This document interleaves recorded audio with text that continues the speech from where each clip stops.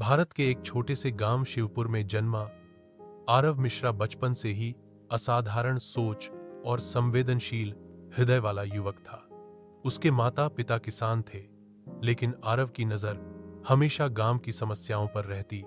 अशिक्षा, जातिवाद, भ्रष्टाचार और सामाजिक असमानता। उसने ठान लिया था कि एक दिन वह देश को बदल कर रहेगा।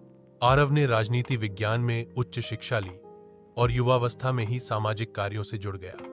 जब बाकी लोग वोट की राजनीति कर रहे थे, आरव जन जागरण यात्रा नाम से देश भर में एक जन अभियान लेकर निकला।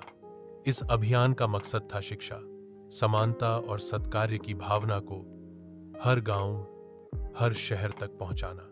उसने डिजिटल माध्यम से युवाओं को जोड़ा, लोकल भाषाओं में संवाद किया और जाति, धर्म व क्षेत्र से ऊपर उठकर भारतीयता की भावना को जीवित किया।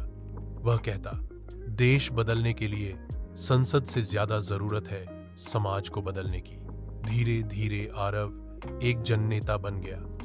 उसने राजनीति में कदम रखा, लेकिन बिना किसी पार्टी का झंडा उठाए। वह मुद्दों की राजनीति करता था।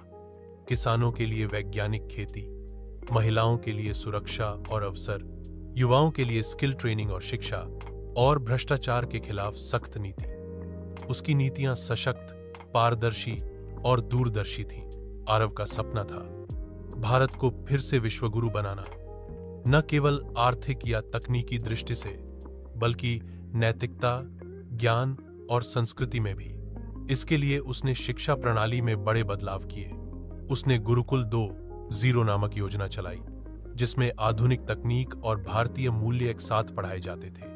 आरव ने युवाओं को स्वदेशी स्टार्टअप्स और नवाचार के लिए प्रेरित किया। विदेशों से पढ़े हुए लोग भी अब भारत लौटने लगे।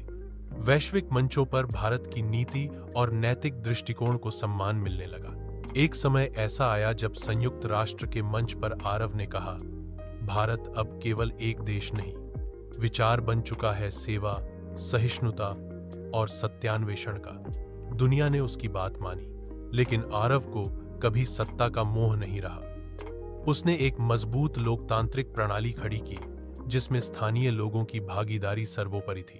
अंततः आरव नायक से आदर्श बन गया, एक ऐसा नेता जिसने न भाषणों से, न नारों से, बल्कि अपने दृष्टिकोण, सेवा और समर्पण से देश को वह बना दिया जो कभी केवल सपना था, एक विश्वगुरु भारत।